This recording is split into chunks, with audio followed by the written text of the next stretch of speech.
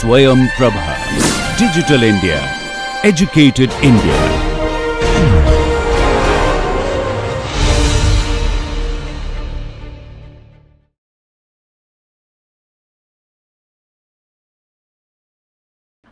This is sort of a first philosophical interlude in the school.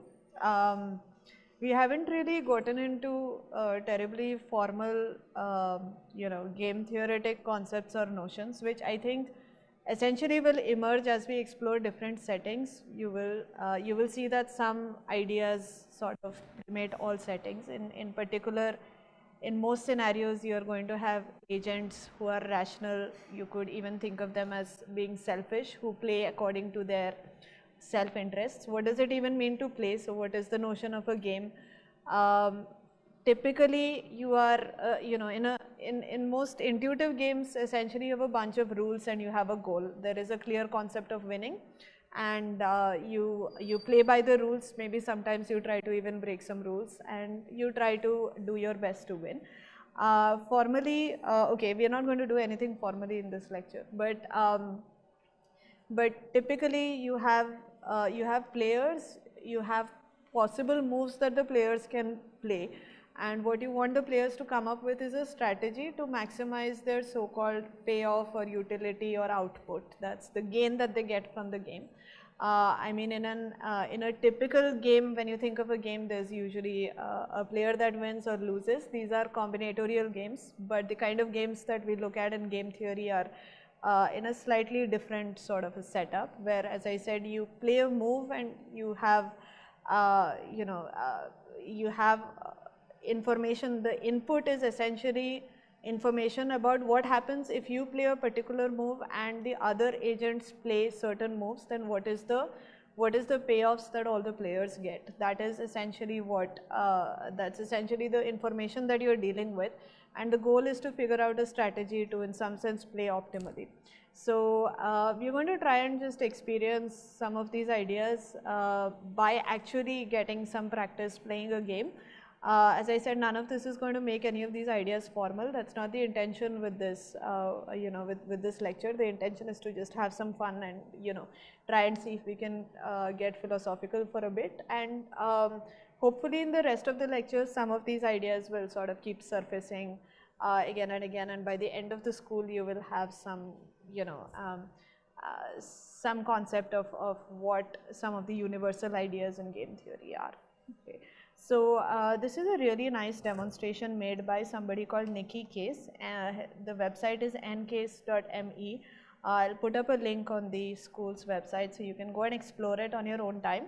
But for now, what we are going to do is try and play this simulation together. And this is based on a book, so I think at the very end there are a bunch of references, which I really encourage you to look up if you're interested. So in particular, I think there is a book called The Evolution of Cooperation, and a more recent version of it is called The Complexity of Cooperation, and these are two very interesting books on which this simulation is largely based. And then there are some other visualizations that are also interesting. I think I have, okay, I need to go back here. And the setting is some story about, I think this was the First World War, when, soldiers across borders, I mean, basically crossed borders, and during the Christmas of 1914, basically hung out and, laughed and cried together. This is apparently a famous story and something that happened in multiple places during, during that winter.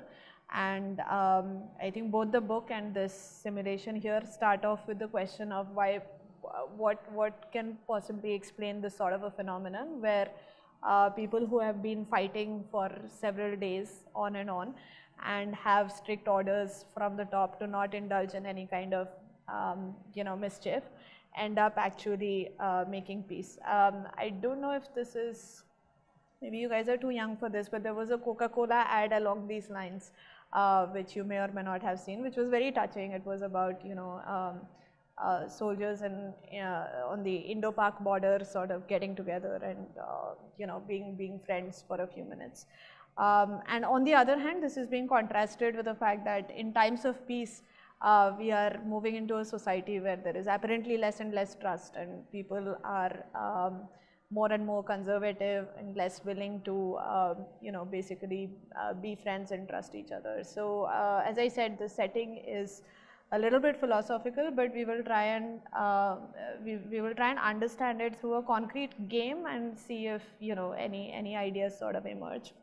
So this is the setting, and those of you who have heard of things like the prisoner's dilemma may find this a very familiar setup. But this is also similar to a British game show which was trying to recall the exact name of the show. I think it was called The Golden Ball, but I'm not completely sure. So essentially it was a game show where there were two players who had who had a common jackpot to win, and you could either split or steal the jackpot. Okay, and the two players would have to independently make their choices, and if both players agreed, happened to decide to split the jackpot, then the jackpot would indeed be split between the two players. If both of them decided to steal the jackpot, then nobody got anything. But if one of the players decided to split and the other decided to steal, then the player that decided to steal would dominate the game and get the entire jackpot. Okay? And in the interest of television being television, in the interest of drama, I think they would have a section where they would let the players actually talk to each other before they actually played the game. And there are some clips up on YouTube from some of the most dramatic episodes of this show, and it's quite interesting the extent to which people try to convince the other party to also basically split. And then there's a lot of the reason there is TV drama is because there's a lot of betrayal in spite of all the acting up front and so on. So there are some, there's a very interesting episode in which one of the players told the other player that, so typically it plays out as both the players trying to convince each other that they're honest and they're going to split. So what happened here was that one of the players walked in and said, no matter what you do, I am going to steal. So you figure out what you want to do, but I am going to steal. But if you decide to split, then I will meet you in the alleyway outside the showroom, and I will actually split the jackpot with you later. Okay, this is what one of the players said, and the other chap, poor guy, not having. This is very unusual. So the other player tried to convince this guy to actually split. He said, "Don't be silly. I am going to split. Why don't you split with me?" And he said, "No, I'm being very upfront with you. I am going to steal. So you do whatever, but I will steal. But if you decide to split, then I will split the jackpot with you later, outside the show."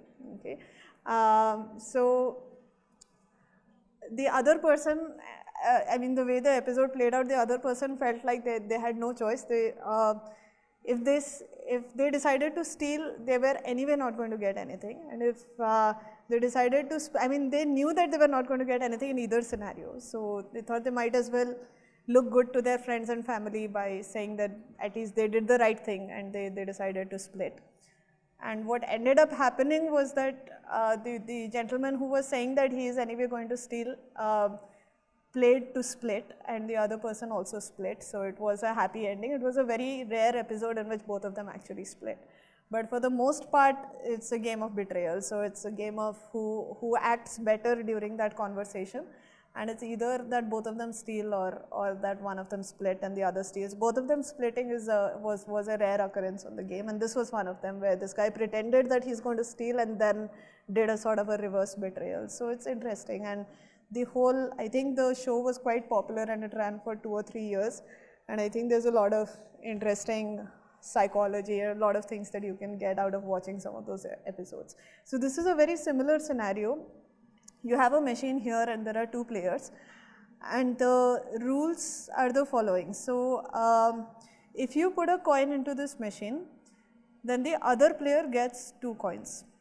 Okay, that's how the machine operates, and in fact not even 2, actually 3, so I'm even remembering it wrong. So the other player gets 3 coins. You put in a coin, the other player gets 3 coins. If the other player puts in a coin, then you get 3 coins. Okay. So you have 2 possible moves. You could either decide to cheat or you could decide to cooperate. So what it means to cooperate is that you put a coin into the machine, and what it means to cheat is that you don't do anything. You don't put a coin into the machine. Okay, those are your 2 moves.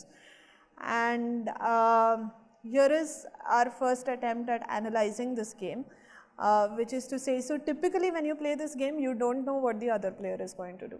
Okay, so the machine is standing between you, you have no auxiliary information about the other player, you don't know anything about their character or history, and it's a completely blind situation. But just for the sake of analysis, I'm going to propose that we think about what happens if the other player decides to cheat. What is your best move? So I'm going to actually put this to a poll, and I'm going to ask all of you to pull out your phones and actually vote for what you want to do, and I'll decide based on that. So go to menti.com and enter this code.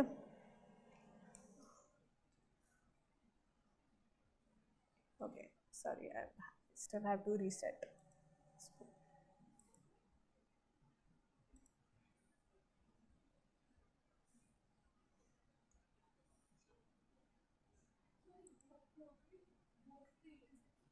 Sorry?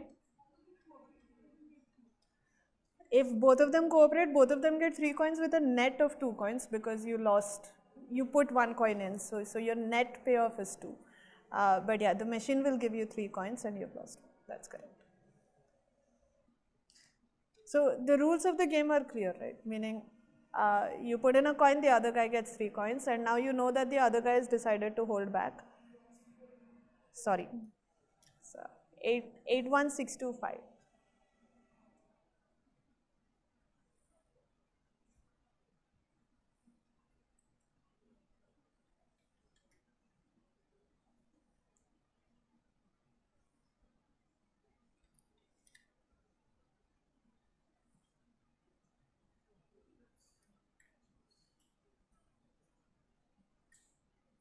So I don't know if it is wise to reveal these results as they are happening.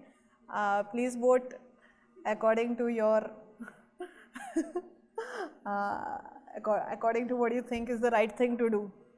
Don't be influenced by all the cheaters in the room. Now this is also to say that I mean, some of you are thinking of cooperating, and I'm wondering why.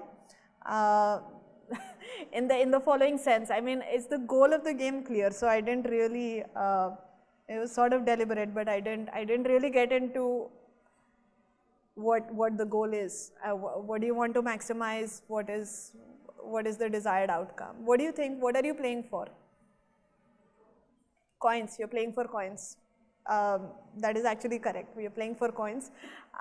You could be playing for other things like, I'm not sure, demonstrating nicety or building up trust over a period of time, for instance, and so on.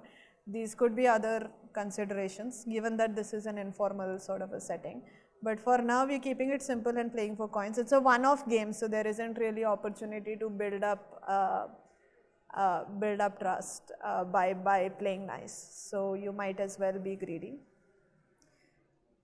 So I think there are at least 25 people in the room, so I'm going to wait for everyone to pitch in. Okay. So given the gap, I don't think we have enough people to turn this in the favor of cooperation. So I'm going to go and vote for cheat. And that turns out to be the right answer in a certain sense. When you are playing to maximize the number of coins, it makes sense to cheat if the other person is cheating, because you are not going to get anything anyway, and why bother losing a precious coin and giving the other guy 3 coins, right? So so essentially, when you know that they are cheating, you have 2 options. You could either cheat or cooperate, and if you cheat, then the situation is 0-0, and if you cooperate, the situation is -1-3, and from your perspective, 0 is better than -1, right? So it makes sense to cheat.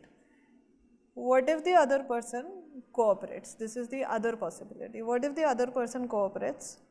What should be your move?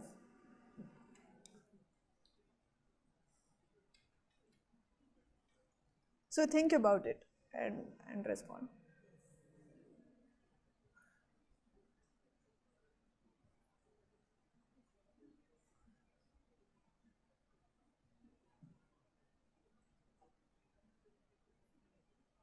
The other person is being nice. Should you reciprocate or should you take advantage?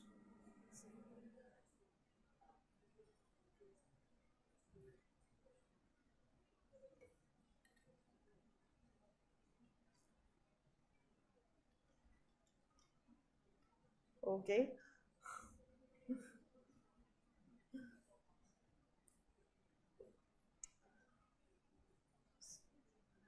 This is a smart crowd.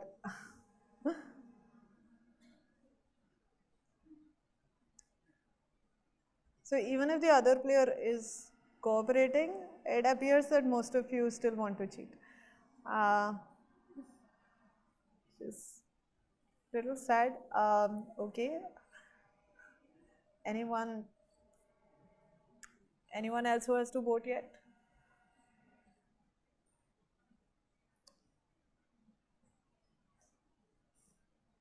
Okay, it's kind of close, but it's still a majority for cheating. So I'm going to go ahead with cheat, which is kind of mean, but also smart, in the sense that if the other player is cooperating, then if you cooperate as well, then it is a 2-2, right, which is what you pointed out, right? If both of you cooperate, then the net is 2-2. But if you cheat, then it is 3 minus 1, right? I mean, you get 3 and 3 is better than 2. So even when the other person is cooperating, it is better for you to cheat, okay? Which is our paradox essentially, which is that you have this machine here which can presumably make you both rich, okay, but you have decided to cheat no matter what the other player does, and you are not the only smart person in the system. So the other player is going through the exact same reasoning, and so they would also cheat no matter what you do, which means that both of you are left in this endless cycle of mutually cheating each other, and neither of you get anything out of the machine, which could which just seems like such a waste, right?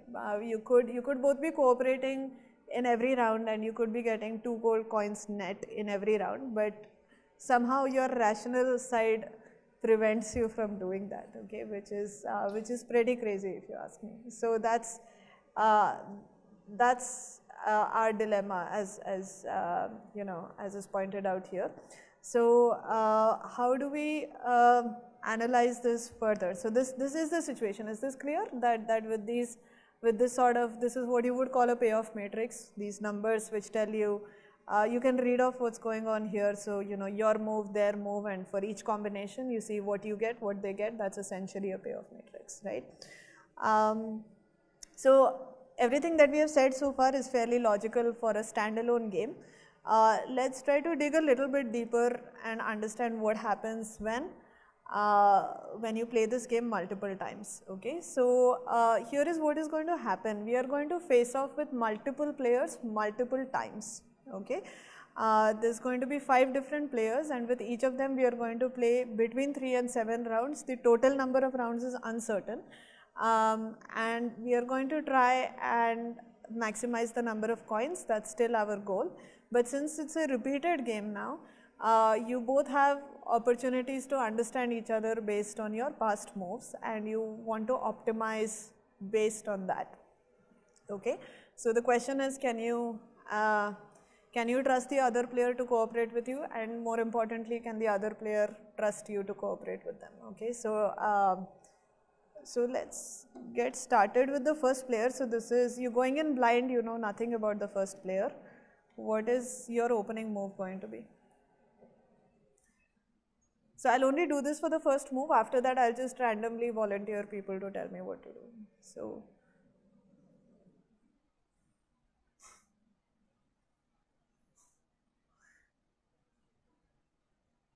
This is fairly close.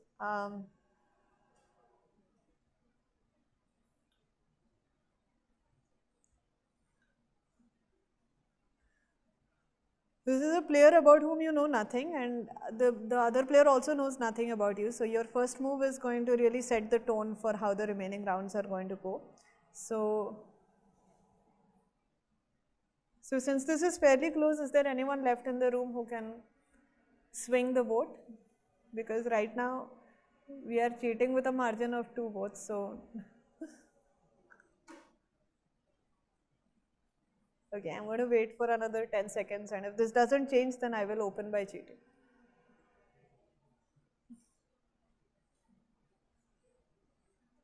Okay, so that's what we are stuck with. So we will open cheating.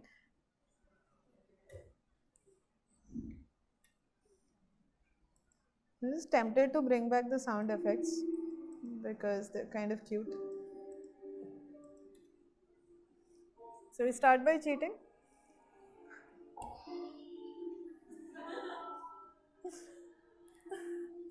Okay. We made the other dude sad. Your next move. So you cheated, the other person cooperated. This was the best possible scenario for you because you got 3 coins. That's the most you can get in a single round. So let's just start from you first row. What do you want to do next?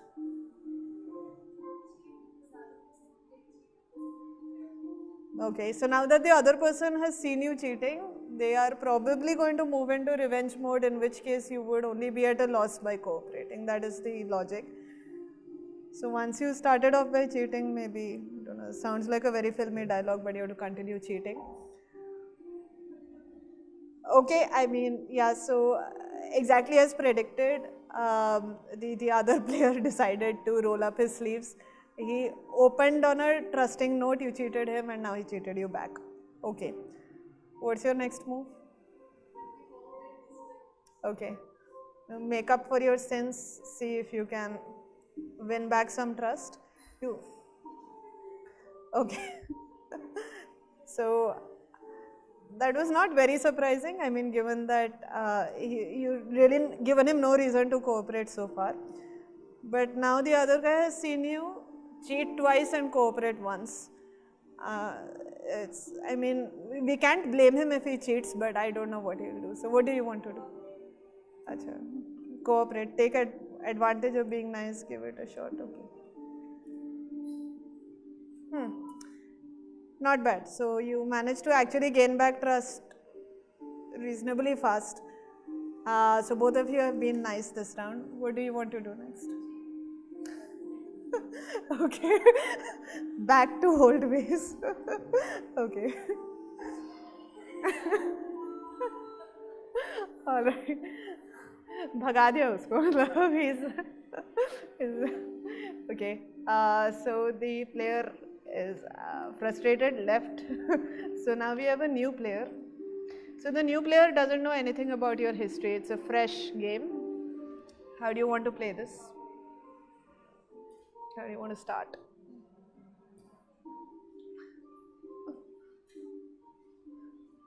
The opening move is always a fresh slate with any player. They are not aware of your history. So it's an opportunity to either start off on a positive note or make your intentions clear from the start. I don't know. Yeah. So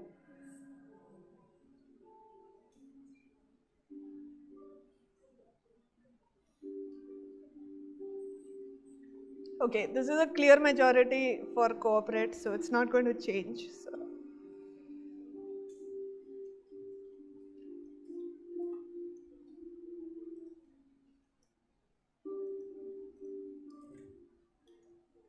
start out cooperating.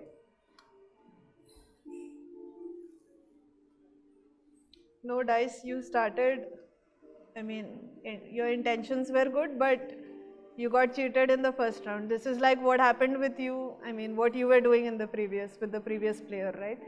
Okay, so you get a taste of your own medicine. How do you want to continue? So it's your turn. Cheat. So revenge mode, you got cheated, you want to cheat back. Okay. So both of you have smartened up. How do you want to continue? Cheat.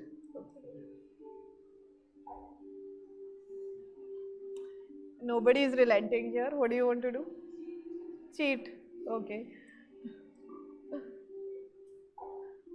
Okay. So this this is like the prisoner's dilemma playing out pretty much. You just kept cheating each other. Now you have a new player. You can't see on the other side of the machine. Okay, so don't get distracted by the looks. Let's just let's just start out. How do you want to start?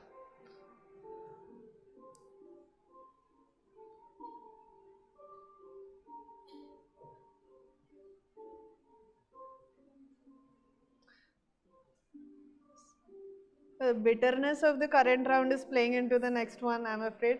This is a fresh player. um, okay, so I'm afraid it's going to be cheat. So let's start out cheating. Oh, all right. So the new player is all sad thanks to the cheat move. She was cooperating. You cheated her. How do you want to continue? Yeah, that's a good point. I'm going by the hat, but yeah. Um, yeah, so you cheated him or her, and yeah, what is your next move going to be? So cheat again. Okay. It's kind of pushing your luck, but okay, yeah, all right. Definitely a she, because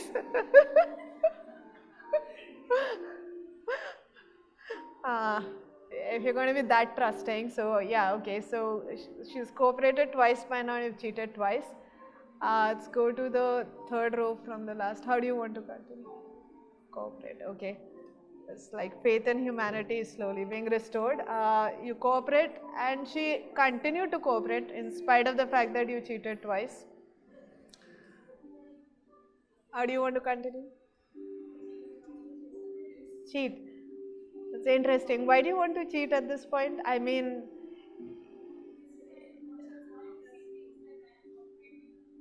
and she will probably she will try to, and okay. So you're imagining that she will cooperate. She's cooperated thrice in a row in spite of your cheating. So it's reasonable to predict that she will cooperate. The question is, how do you react to that? I mean, you know that she's going to cooperate, and based on the discussion we had at the end of the first couple of slides, we said that if you know that the other player is going to cooperate, your best move is still to cheat. So that's what you're doing here. But remember that this is multiple rounds, so if you keep cheating, it's possible that they also get annoyed and they change their behavior in the future. So that's the additional dimension here, but locally in this round it does seem optimal to cheat knowing that she is going to cooperate. So let's see what happens. So yes, as predicted, it went your way and she also went away. So we now have a new player, and I'm going to ask you, how do you want to start?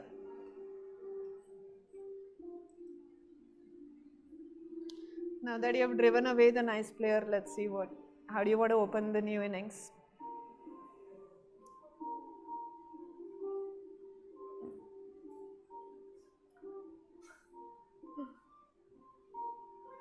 It really looks like the nicety of the previous round has rubbed off on everyone. It's quite interesting, even though the rounds are completely independent. But okay, so we want to. So this is a huge gap, so even if there are more votes, the outcome will not change. So let me start by cooperating, right?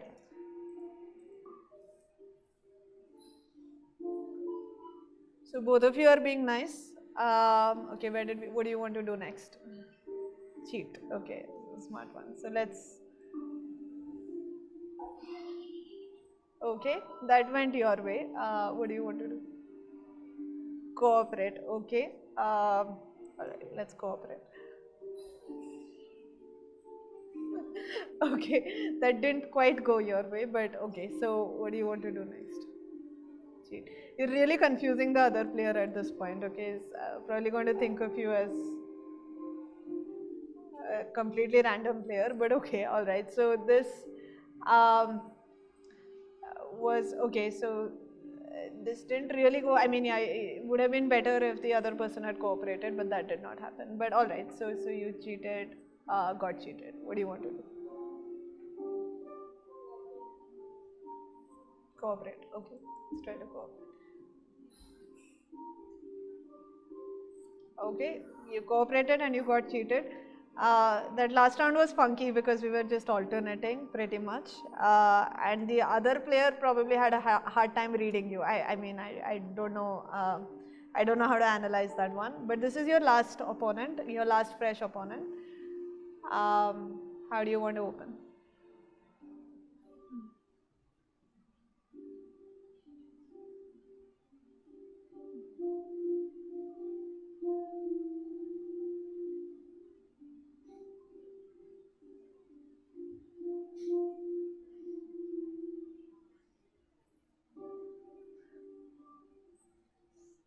Okay, it's a very thin margin, but it looks like we want to cheat, so start by cheating.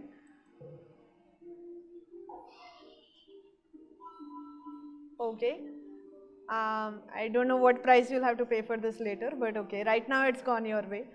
So, okay, let's move to the previous row. What do you want to do? You've opened by cheating, so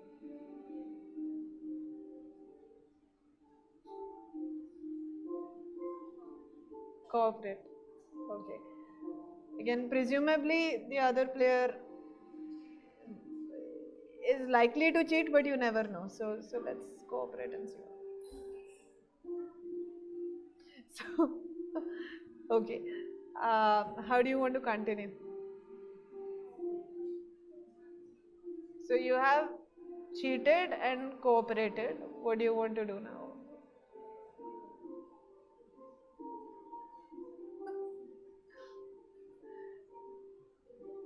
You can always toss a coin to decide if you're not sure. That's actually often a pretty good strategy, to be completely random.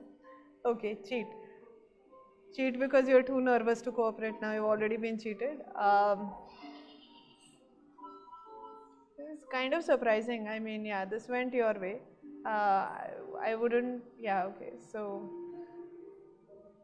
all right. So let's see. What do you want to do next?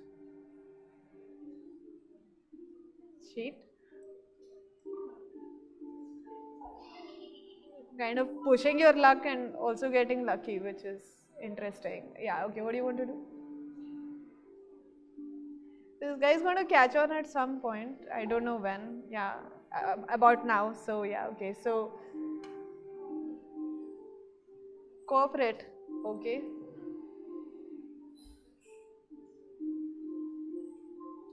You got cheated, I'm afraid. What cheat? Like,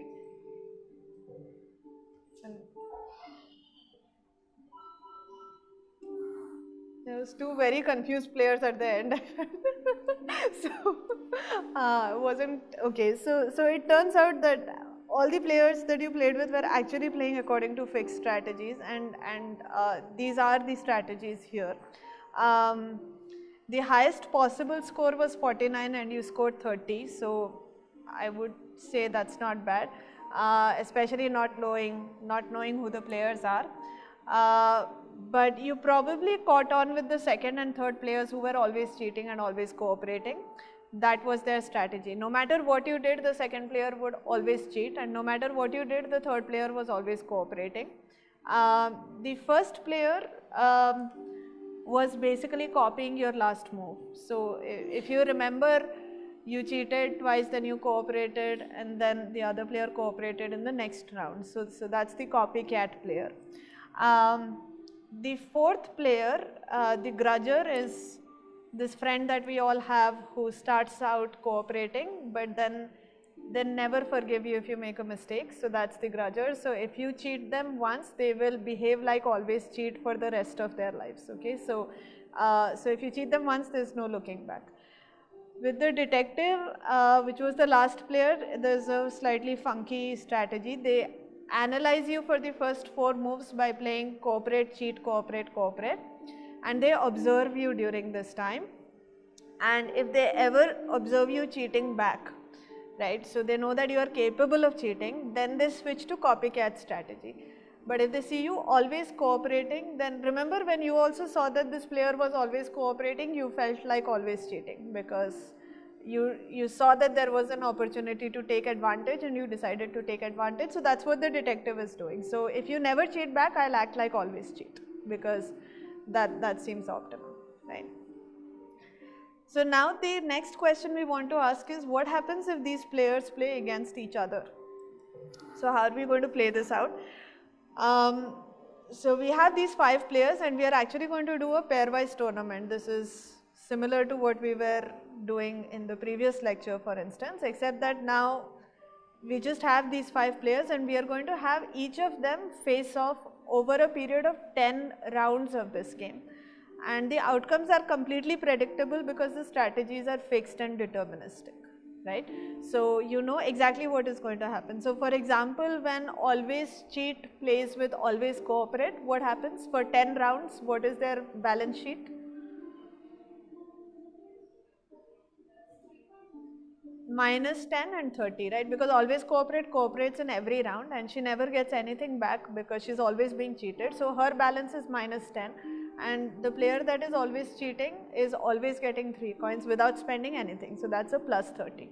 So you can run these games across all the pairwise contests that are there here, add up the coins, and I want you to speculate about who will win. So you don't have enough time to probably work everything out, but just make an educated guess based on your intuition for these strategies. So you remember what the strategies are, right? Always cheat and always cooperate is clear. Copycat copies your previous move. Grudger starts out cooperating but once cheated always cheats. Detective does something funny for the first 4 rounds and then switches to either always cheating or switches to copycat, depending on, like, if you cheated him then he switches to copycat, and if you never cheated him then he switches to always cheat. So that's the 5 players. So who do you think will win this tournament?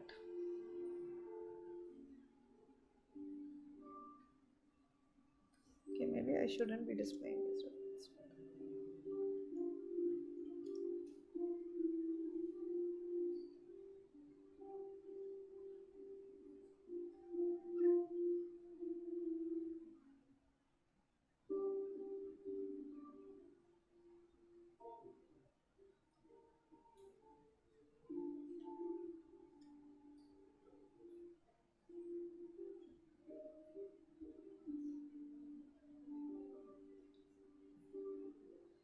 So nobody thinks that always cooperate has any chance of winning, uh, which is fairly sensible considering she's too nice perhaps, but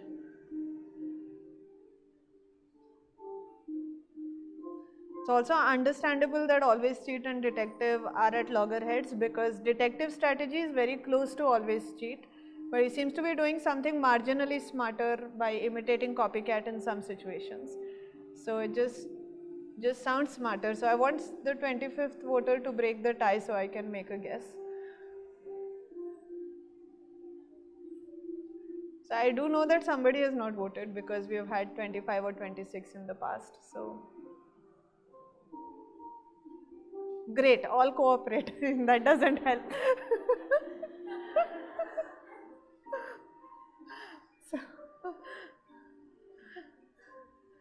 So if anyone has a vote left, yeah, I don't want to force you to make it between always cheat and detective, but I need a tiebreaker or I'm going to do it randomly. So wait for 10 seconds here. If somebody wants to decide this, you can.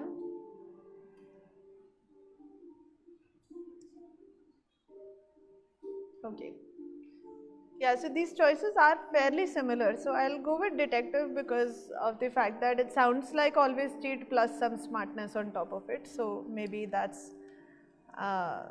maybe that makes it the most interesting contender. So I'll go with detective. Okay. So we're going to play these matches out. I don't know how. Okay. So in the interest of time, I will actually just run you through the numbers. You can, as I said, play this in your own time and verify that they are correct. So the simulation also has a bit of storytelling which I will skip, but please feel free to go over it in your own time. So this is copycat versus always cheat, so copycat gets cheated in the first round, but then catches on by copying always cheats previous moves all the time. They end up in this cheat cycle. So that's the balance there. Copycat versus always cooperate, they play nice with each other, so it's 2-2 in every round.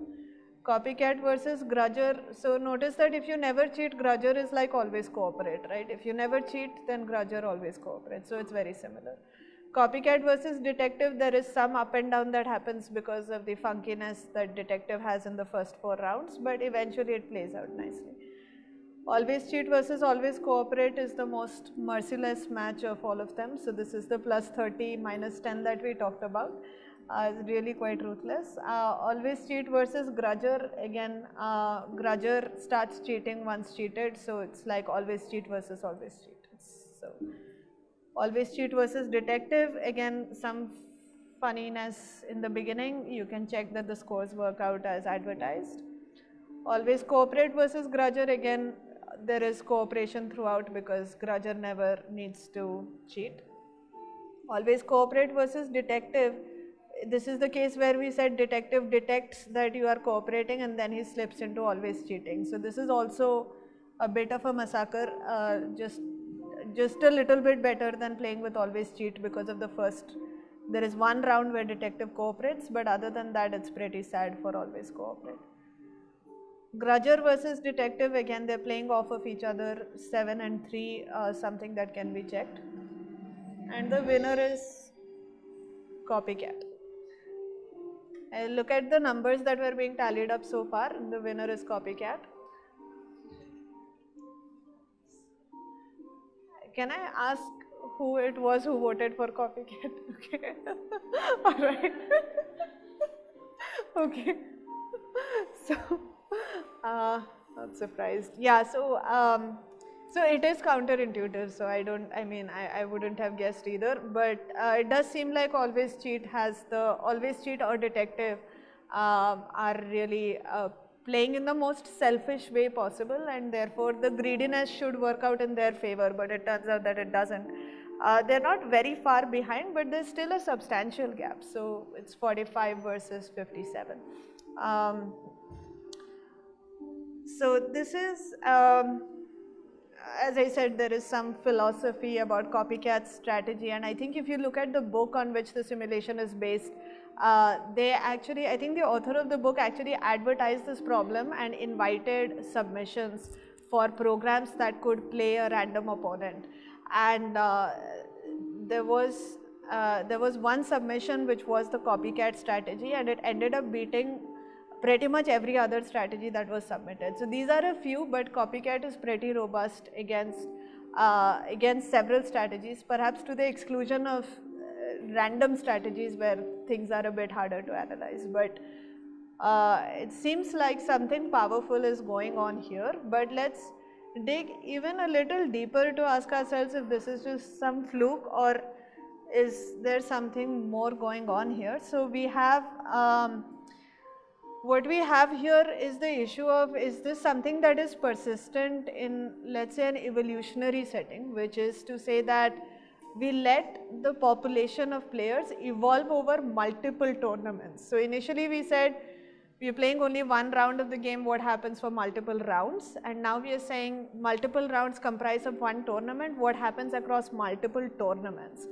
So here what we are going to do is play one tournament, tally up the scores, and we are going to follow the Darwinian idea of the survival of the fittest. So the people with the weakest scores, the smallest scores, get eliminated from the game, and the people who have the highest scores basically get duplicated. Okay, so this is the idea of the survival of the fittest, and we are going to do this until we reach some sort of a stability in the population. And the question is, if you do this multiple times, which are the players who are going to survive? And this is actually quite interesting, and you know, let's look at what happens. So we have gotten rid of the detectives and the grudges because they are a little hard to keep track of.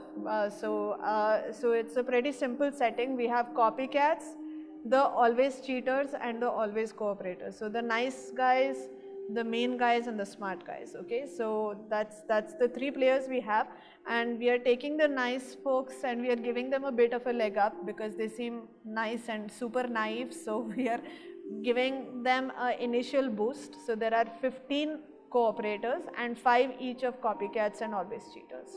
Okay, and we are going to do this thing where we take the top 5 and delete them, the bottom 5, the bottom 5 and delete them, and the top 5 and replicate them.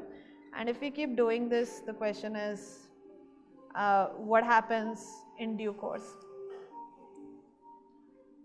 So I think the question is badly phrased here. What I mean is, yeah, who do you think will survive if we do, so let me just check if I have,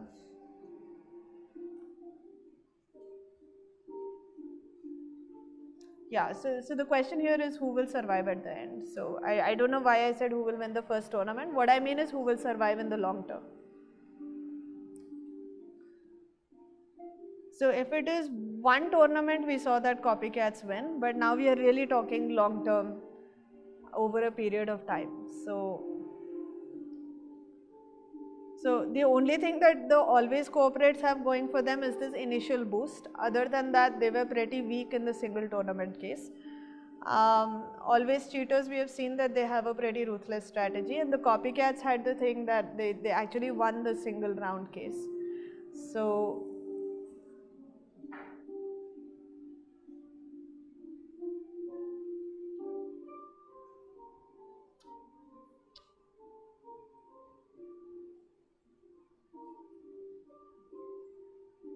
okay, again, always cheat is leading by a substantial margin, and this is not going to change.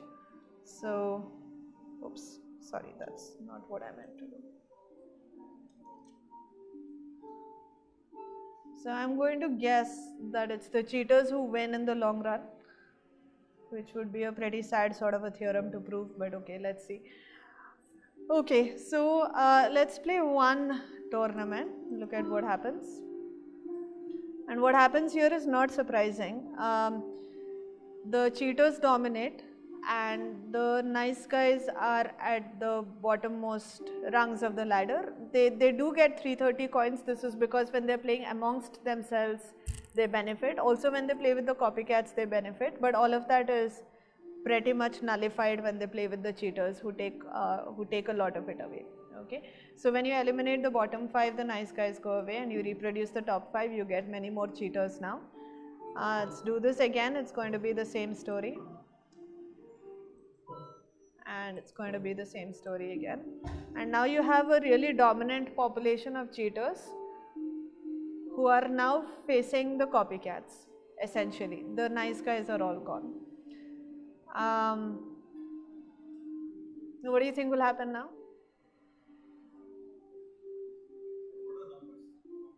So we haven't played the game yet. So how many? So let's see. There are 7 copycats. I think we had 25 players to begin with, so there must be 18 cheaters. So 18 versus 7. But roughly, you can just think of it as a majority cheaters and a minority. So what do you think will happen now? Will the cheaters dominate or will the copycats dominate? Cheaters. So let's maybe think about it a little bit more. When the cheaters play against the copycats, do they gain? They gain, how much do they gain when they play 10 rounds? When a cheater plays with one copycat for 10 rounds, they get 3 coins from the first round and 0 from the rest, right? When cheaters play amongst themselves, their balance sheet is 0-0, right? So they are going to gain 3 coins from each copycat, but that's pretty much it, right? Right, but when the copycats play off with each other, they gain in every round, right? And when they play with the cheaters, they do lose, but not much. I mean, certainly it's not a massacre like it was with the nice guys, right? So let's play this tournament and see what happens. And it turns out that what happens is fairly dramatic, meaning that the gap is quite high. So there were 7 copycats, and each of the cheaters got 3 coins from each of them, so that's 21 coins. But the copycats have much more because they actually gain from each other. The problem with the cheaters is that they're so mean that even amongst themselves they don't stand to gain anything, right? So they are basically getting a taste of their own medicine here. That's what's happening. So now we have the cheaters slowly diminishing and the copycats reproducing. And it's not surprising that this story will pretty much repeat itself. With more copycats, it's even harder for the cheaters to, basically get anything, meaning that the gap is going to increase. So in absolute terms, they get more coins because they had more copycats to play with. But because there are more copycats, they also gain much more when they leverage, the intra connections between themselves. So this pattern continues for a while, and I think at this point nobody will be surprised to see that the cheaters are all eliminated. So the cheaters were basically too smart for their own good, and as long as there were nice people hanging around who could be exploited, the cheaters got away with it.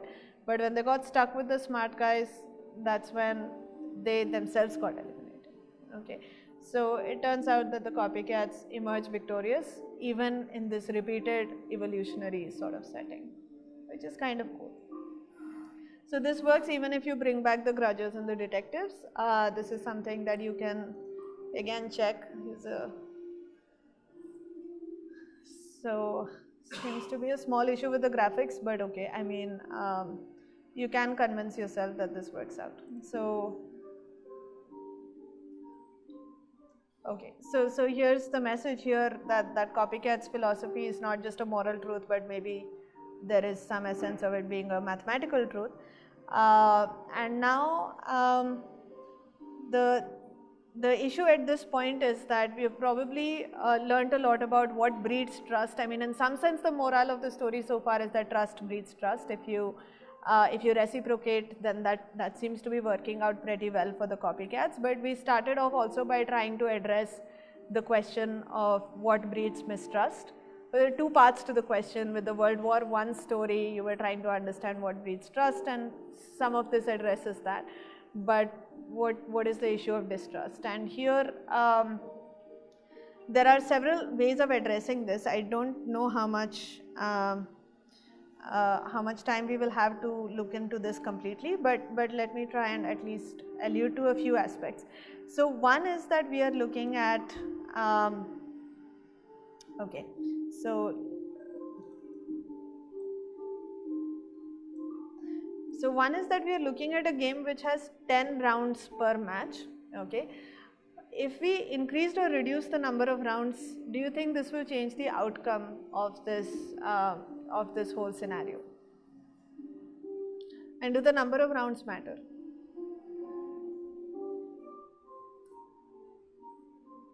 So what we said was that when the copycats play with each other, right, they end up gaining enough of a benefit to beat the cheaters in the system, right?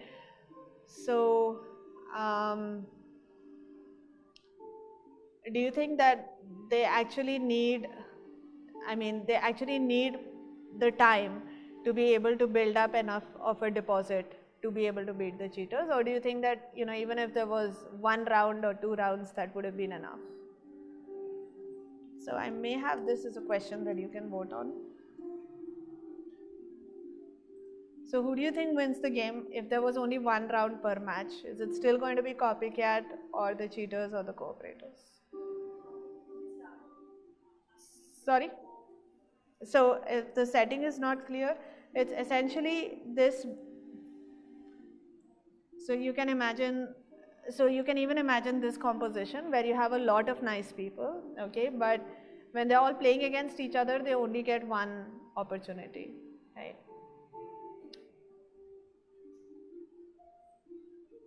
So in this case, who do you think will dominate the long-term game?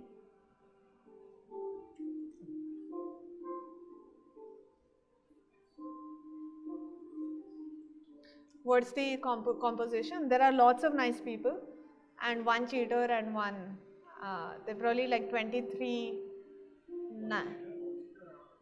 copycat. So one copycat and one cheater.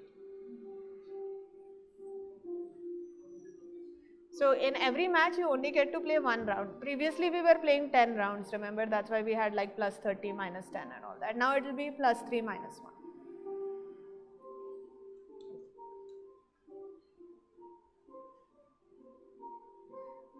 So the sense seems to be that this will swing in favor of the cheaters, and indeed let's see what happens here. You do notice that the cheaters start dominating. So let's see what's happening in one step. With just one round, I mean the phenomenon that we observed before was partly happening because across multiple rounds you had enough time to actually play off of each other's nicety and build up your coins, and the cheaters started losing out beyond that first round. But if you play only one round, notice that the one round is where the cheater has the largest leverage, and that's why it's not surprising that with just one round the cheater actually has a great advantage and the others don't get enough time to kind of build up build up their deposits. And you could step through this and see that this phenomenon sort of just proliferates. And in fact, not just one round, there is sort of a balancing act here. If I remember correctly, even up to 5 rounds per match is not enough time for even the copycats to collectively dominate. So you will see that the cheaters start dominating if you don't give these games enough time to evolve. Yeah. So this is, I think it swings when you do 6 rounds. So again, this is something that I would encourage you to basically play with and build your intuition for over time. I think this is the turning point. So yeah, with 6 rounds is when you get just about enough time. That is with this particular choice of numbers in this particular payoff matrix. Yeah. So here the point is that the fewer opportunities for repeat interactions, the more distrust spreads, because this is where the cheaters are dominating when you are playing 5 or fewer rounds. This is a point where we also want to reconsider the payoff matrix, and again I don't want to get too formal here, but notice that these numbers also, the way they are set up, drive the behavior of everything that we have discussed so far. So you could ask yourself what happens if these numbers change and if the payoffs were set up differently, right? So if you change, for example, the both cooperating reward to +1, which is still better than both cheating, right? If you both cheat, you get nothing. If you both cooperate, you're still getting at least 1 coin. But nonetheless, the small change in the payoff matrix actually influences the outcome of the game. So as you can see, the cheaters start dominating again. So here again, this is something that is fairly interactive. So when you have time, you should play around with the payoffs and see how it changes the fate of the game or how it influences what's going on. And here we continue to have 10 rounds per match, but it's still not enough to build up enough of a gap. Okay. So